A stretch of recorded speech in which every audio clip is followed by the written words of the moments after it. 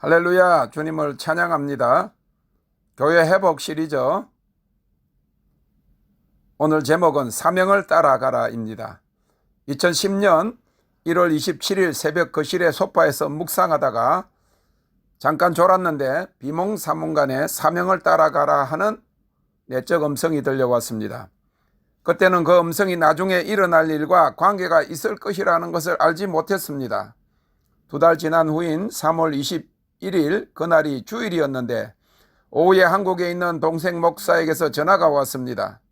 부산 장신대학에서 형님을 총장으로 오라고 이사장이 전화하라고 했다는 것입니다.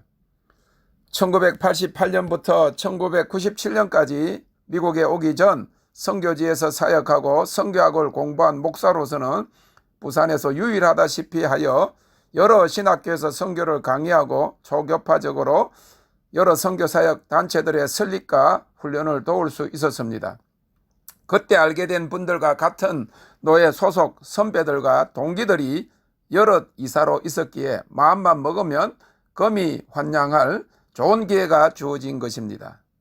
오랫동안 나를 위해 기도했던 연세 드신 어머니와 동생 목사는 물론 모든 나를 아는 사람들이 좋아할 것이고 무엇보다도 제가 몇 년 전에 그렇게 가기 원했던 선교학 교수보다 더 높은 지위로의 초청이었기 때문인 것입니다. 그러나 동생에게 지금 다 설명할 수는 없지만 갈 수 없다고 말했습니다. 그보다도 5년 전인 2005년 11월에도 선교학 교수로 오라는 연락을 받았지만 못 간다고 한 터인데 또다시 총장으로의 초청을 거절하니 그 당시 나의 형편이 아무 나을 것이 없음을 아는 동생으로서는 도무지 형이 이해가 안 되어서 오면 좋을 텐데 하는 말로 아쉬움을 대신하는 것을 보았습니다. 그때는 서류 마감 날짜가 가까이 오기까지 지원을 안 하니 보름 전에 다쳐서 병원에 있다고 소문이 났다고 합니다. 그러다가 나중에는 총장으로 오라고 해도 안 오는 것을 보니 공부는 했어도 박사학위는 못 따서 못 오는 것이라고 소문이 나게 되었습니다. 심지어는 죽었다는 소문도 나돈다는 이야기를 후에 들은 적이 있습니다. 하기야 죽기는 꿈에 죽었었습니다.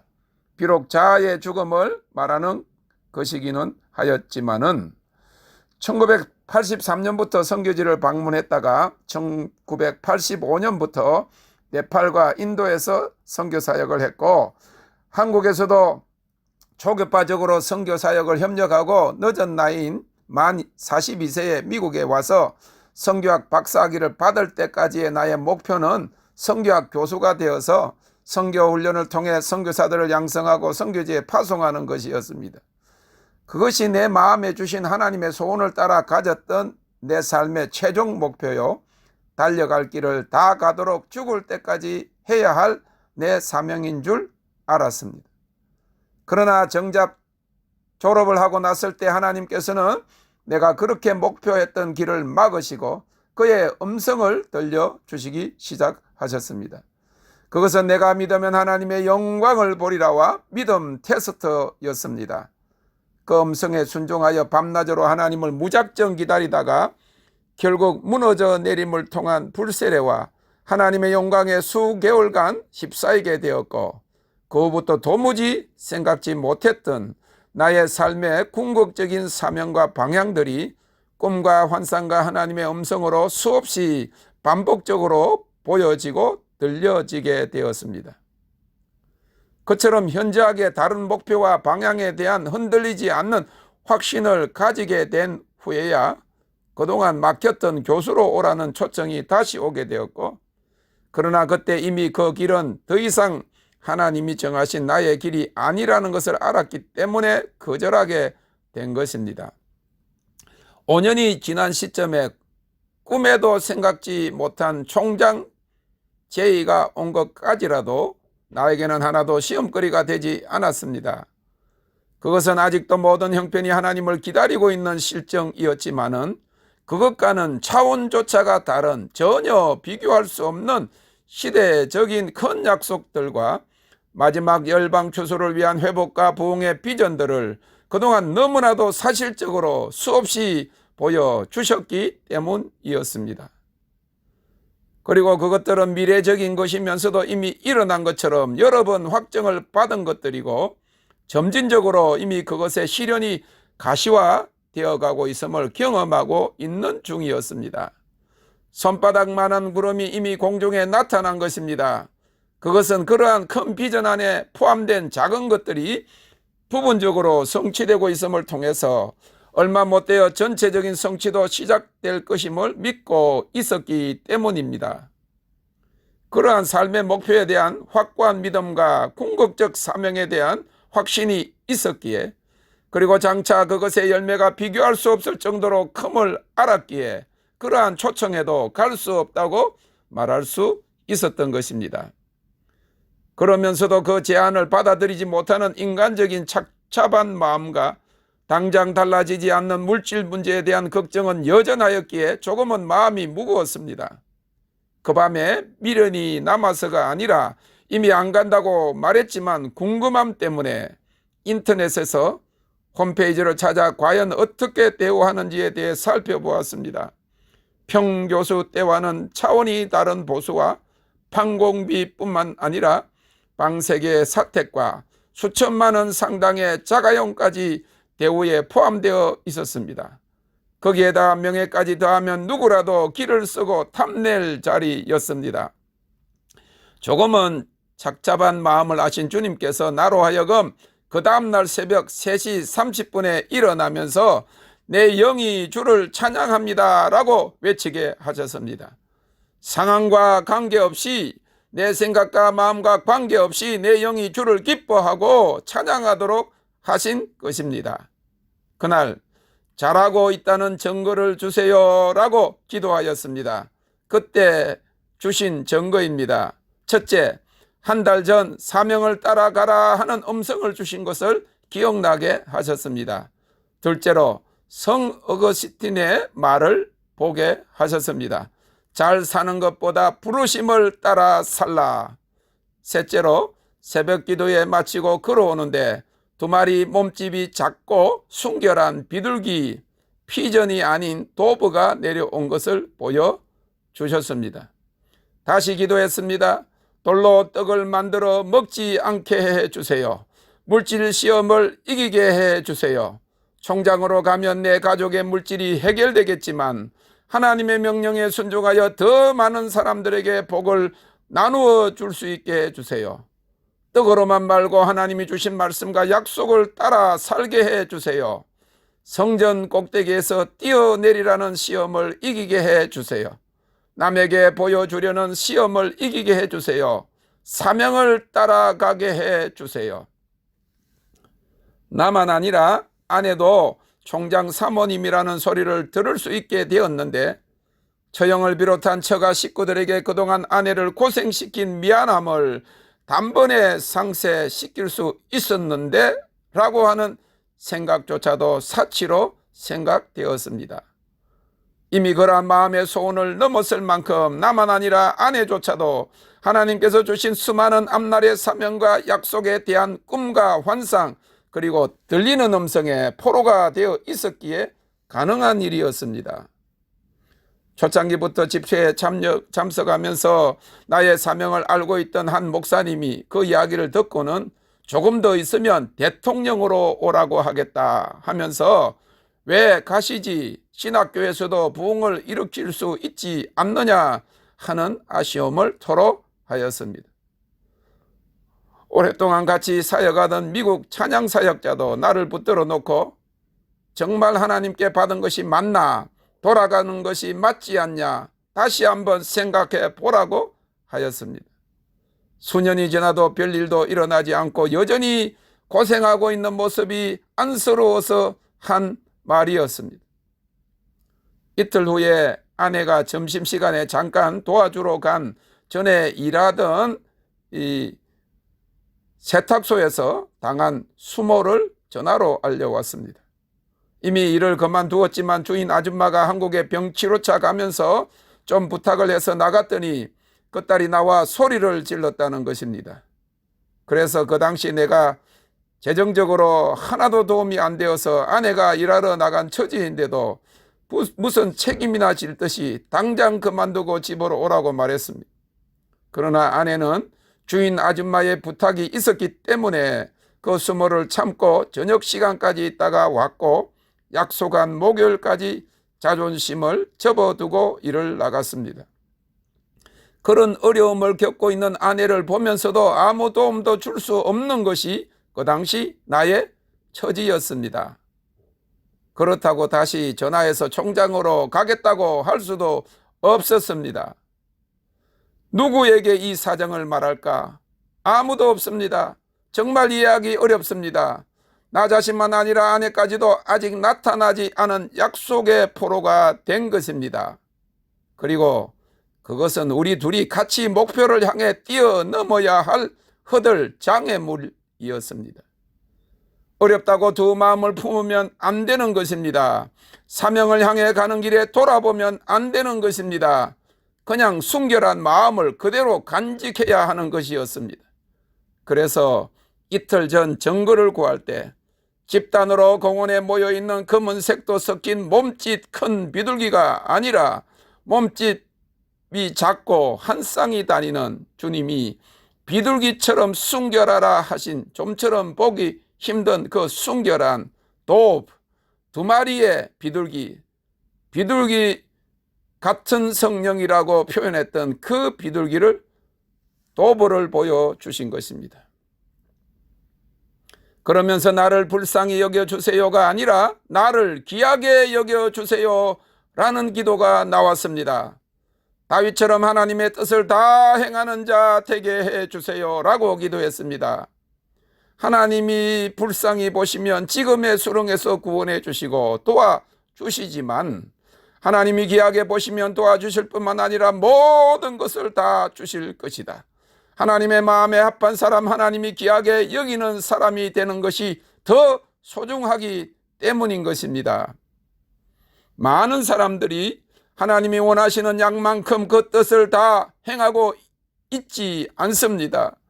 그만큼 하나님의 마음에 합한 자를 찾기 힘든 것입니다.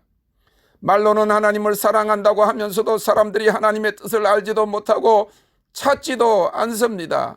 자신의 유익을 구하고 하나님의 뜻에는 관심조차도 없습니다. 알아도 행하지 않고 희생하지 않습니다. 힘들기 때문입니다. 그럼에도 불구하고 오늘날도 하나님께서는 그의 뜻을 다 이룰 자를 찾고 계십니다. 그의 마음에 합한 자를 찾고 계시는 것입니다. 어떤 것보다 하나님의 나라와 그의 의를, 그의 뜻을, 그의 얼굴과 영광을 찾는 자를 주님이 귀히 여기시는 것입니다. 나는 성경에서 예수님 다음에 다윗을 가장 좋아합니다. 그는 회개의 사람이었습니다. 기도자였습니다. 겸손한 자였습니다. 하나님을 신뢰하는 믿음의 사람이었습니다. 하나님의 법을 따르는 자였습니다. 하나님을 찬미하는 예배자였습니다. 하나님의 신에 감동된 자였습니다. 하나님의 마음에 합한 자였습니다. 그러하였기에 하나님께서 그로 하여금 하나님의 뜻을 다 이루게 하신 것입니다. 사명을 따라가라. 그 음성 때문에 마음을 따라갔더라면 분에 넘치는 죄의에 자칫 잃어버릴 수 있었던 나의 궁극적 사명을 붙들 수 있었습니다. 그리고 지금까지 하나님의 말씀에 합하기를 구하고 그의 완전하신 뜻을 기다릴 수가 있게 된 것입니다. 그리고 그것은 내 편에서는 더 높은 기준의 거룩함을 이루어야 할 사명임을 잘 알고 있습니다. 그것은 정결케 하는 하나님의 불, 지성소에 들어가는 하나님의 영광, 그리고 세상을 놀라게 할 하나님의 능력을 통한 주님의 몸된 교회의 회복과 부흥입니다. 거기에다 캘리포니아 부흥의 한 부분이라는 약속도 포함됩니다. 사도행전 20장 24절 나의 달려갈 길과 주 예수께 받은 사명 곧 하나님의 은혜의 복음을 전하는 일을 마치려 하면은 나의 생명을 조금도 귀한 것으로 여기지 아니하노라. 사도행전 13장 22절 다윗을 왕으로 세우시고 증거하여 가라사대 내가 이새의 아들 다윗을 만나니 내 마음에 합한 사람이라 내 뜻을 다 이루게 하리라 하시더니, 한편 자신의 삶의 궁극적 큰 사명을 향하여 갈 때 평소 자기가 주장하고 외치던 비전이나 믿음의 문제에 자신이 부딪혀 힘들어하는 경우가 많은 사람들에게서 발견됩니다. 설교만 하면 믿음에 대해서 설교하던 목사님이 계셨습니다. 그런데 암이 걸리자 그토록 믿음을 외쳐대던 자신에게 정작 믿음을 선포해야 할 그때에 그러한 믿음은 찾아보기 힘들고 오직 의사와 병원에만 소망을 두는 모습을 보았습니다. 믿음의 싸움은 자신과의 싸움입니다. 믿음을 다른 사람에게가 아니라 자신에게 대입해야 합니다. 금방 믿음이 있는 것 같다가도 한순간에 그 믿음이 온데간데 없어지기 때문입니다. 그러나 사랑의 단계는 다릅니다. 진정 사랑하는 대상을 위해서는 생명을 아끼지 않기 때문입니다. 고난과 시련은 우리의 믿음을 단련하게 하는 과정입니다. 우리의 믿음의 대상인 하나님께 대한 믿음이 확신에 이르고 요동치 않는 단계가 곧 주님과의 연합의 단계요, 주님을 사랑하는 단계입니다. 큰 사명은 큰 믿음을 요구합니다. 그리고 그 큰 믿음, 완전한 믿음은 주님을 정말 사랑하기 때문에 가능한 것입니다.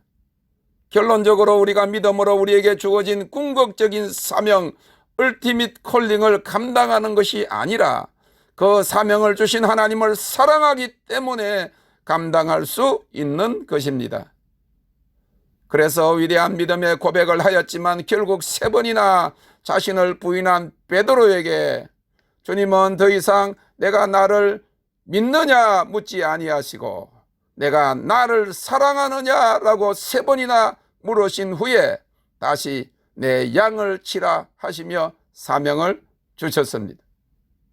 많은 사람들이 하나님께로부터 분명히 어떤 사명을 받았다고 자신의 입으로 말해놓고 나서도 얼마 후 어려움이 닥쳐오면 그런 일이 언제 있었느냐는 듯이 딴 길로 가는 것을 보았습니다. 그것은 2가지 중에 하나입니다. 그 사명이 본래부터 하나님께로부터 오지 않았던지, 만약 그것이 사실이라면 불순종하고 있는 것입니다. 그리고 대부분은 후자인 경우가 많은데 하나님이 사명을 주셔서도 힘들어서 포기하는 경우인 것입니다. 그리고 그것을 견뎌낼 만한 인내의 믿음이 부족하기 때문입니다. 인내의 끝에 가보면 결국 주님을 진정 사랑하는 단계에 이른다는 것을 알기 전에 그만두는 것입니다. 총장 제의가 크기는 컸던가 봅니다. 그때 그 제의에 하나님께서 주신 사명에 대한 확신이 흔들리거나 그 비전을 놓아버리거나 할 어떤 여지를 조금도 가지고 있지 않았음에도 불구하고 여러 페이지에 걸쳐서 영적 일지에 그것에 대해 써놓은 것을 볼 수 있었습니다. 그 당시 나를 아는 사람들은 모두 다 기도해 보라고 하였고 나를 미국의 영적 운동 쪽으로 처음 인도하였고 기름 부으심의 사역을 미국과 한국에서 가장 먼저 그리고 오래 하고 있던 친구 목사조차도 기도해 보라. 100% 보장되면 총장으로 한국으로 나가라고 하였습니다. 그러나 정작 나는 기도해 볼 필요조차 느끼지 못했습니다. 내 사명에 대한 하나님의 음성이 이미 들렸는데 내 삶 전부를 주님께 올인 했는데 어떤 좋은 제의가 들어왔다고 해서 다시 기도해 볼 수는 없는 법입니다. 길이 이미 정해졌습니다. 빌립보서 3장 13절 14절의 바울 사도의 고백처럼 오직 한 일 뒤에 있는 것은 잊어버리고 앞에 있는 것을 잡으려고 표대를 향하여 다른 박질할 뿐인 것입니다. 하나님께서 아브라함에게 아내 사라를 통하여 후손을 주시고 그 후손이 하늘의 별과 같이 바다의 모래와 같이 열국의 아비가 될 것이라고 창세기 12장에 약속하셨습니다. 그러나 사라는 인간적인 방법으로 남편에게 하가를 들여보내므로 분쟁의 씨앗인 이스마엘이 나게 되었습니다. 아무리 나이 많더라도 아무리 인간의 소망은 끊어졌어도 하나님은 그의 약속을 성취하는 분이십니다. 결국 100세에 낳은 아들 이삭을 통해서 그의 약속을 이루셨습니다. 바울은 예루살렘으로 올라가면 결박을 당할 것이니 올라가지 말라는 선지자 아가보의 예언을 들었고 사람들이 다 올라가지 말라고 만류하였으나 그는 결박을 두려워하지 아니하고 자기 사명을 위하여 올라갔습니다. 그리고 결국 잡혀서 호송되어 가서 로마의 복음을 전하였던 것입니다. 그것은 그가 궁극적인 사명을 위해서 잡혀갈 것을 미리 알았고 이미 그의 신앙의 결단을 고백하였기 때문입니다. 그는 그가 고백한 대로 그대로 행동하였고 누구도 그의 사명을 가로막을 수 없었던 것입니다. 사도행전 20장 22절에서 24절 말씀, 보라 이제 나는 심령의 매임을 받아 예루살렘으로 가는데 저기서 무슨 일을 만날는지 알지 못하노라. 오직 성령이 각성해서 내게 증거하여 결박과 환난이 나를 기다린다 하시나 나의 달려갈 길과 주 예수께 받은 사명 곧 하나님의 은혜의 복음을 전하 증거하는 일을 마치려 하면은 나의 생명을 조금도 귀하게 여기지 아니하노라. 이와 같이 믿음의 수준, 순종의 수준, 희생의 수준, 인내의 수준이 다 다르듯이 사명의 수준도 다 다릅니다. 사명대로 달려가라 하는 말씀은 전적으로 남의 권면이나 남의 설득으로 가는 길이 아닙니다. 바울 사도의 고백처럼 나도 주 예수께 받은 사명의 길을 가는 것입니다. 이를 위해서 주님께서는 총장 제의가 오기 며칠 전에 나로 하여금 나의 삶 전부를 주님께 올인이라고 고백하게 하셨습니다. 그 이전에는 꿈속에서 내가 나에게 끝까지라고 소리치게 하셨습니다. 그점 안에는 꿈에 마귀가 찾아와서 한 달에 10,000불, 1200만 불은 줄 테니까 포기하라고 하였지만 포기하지 않는다고 대답하였다고 하였습니다. 아무리 내가 견디고자 해도 아내가 포기하면 별도리가 없을 수도 있었겠지만 주님께서 항상 같은 꿈과 음성을 주셨기 때문에 같은 고백을 할 수 있게 된 것입니다. 아직 총장 대우보다 더 좋은 환경에 있지 못하기에 이는 자랑이라고 할 수 없습니다. 단 자기가 사명을 받았다고 하고도 어려운 일이 닥쳐서 쉽게 포기하면 그 사명을 감당할 때 받을 보이는 축복을 놓치는 것보다 더 귀한 것을 놓친다는 것을 알게 하기 위함입니다. 그것은 그 사명을 감당하게 하기 위해 거치게 되는 시련과 고난의 여정 속에서 더욱 강해지고 성숙해질 믿음과 종래에는 주님과의 사랑의 연합에 이르게 하시는 비결을 알 수 있기를 바라는 목적에서 이 말씀을 나누고 있는 것입니다. 결국 우리가 하나님이 주신 사명을 어떤 유혹과 시련 중에서도 중도에 놓지 않으면 하나님께서는 반드시 우리에게 그 사명을 감당할 힘과 믿음을 주십니다. 그리고 그 과정 속에 우리는 더욱 주님께로 가까이 가게 되고 결국 그를 사랑하게 되므로 그의 마음에 합하게 되는 것입니다. 그로 인해 내 뜻이 아니라 그의 뜻을 다 이루게 되는 것입니다. 내 원이 아니라 아버지 하나님의 원을 이루는 것입니다. 그 와중에 다시 연락 오기를 어떤 사람을 놓고 총장을 선임하려고 이사에서 투표했으나 부결이 되었답니다.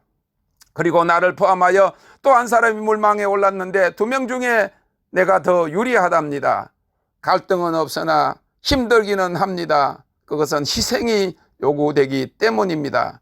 그러나 억지로가 아니라 자발적인 희생입니다. 내 삶을 통한 하나님의 목적이기 때문인 것입니다. 하나님이 주신 사명을 받았습니까? 그렇다면 사명을 따라가십시오. 사람을 통한 성진보다 하나님을 통한 성진은 엄청납니다. 믿음이 확신이 되고 소망이 신념이 되면 그 사람은 아무도 말리지 못합니다. 새벽이 가장 어둡습니다. 그러나 아침은 분명히 옵니다. 시편 108편 2절에 비파와 수금아 깰지어다 내가 새벽을 깨우리로다. 시편 57편 7절 하나님이여 내 마음이 확정되었고 내 마음이 확정되었사오니 내가 노래하고 내가 찬송하리이다.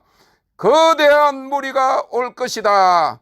3월 21일 총장제의가 있고 나서 한 달이 조금 지난 4월 27일 새벽에 들은 주님의 음성이었습니다. 다 알지는 못합니다. 그러나 한 가지 분명한 것은 지방에 있는 신학대학교 총장보다는 영향력이 클 것이라는 것입니다. 주님의 뜻을 이루는 길에서 말입니다. 사명을 따라가라. Thank you, Lord. 주님을 찬양합니다.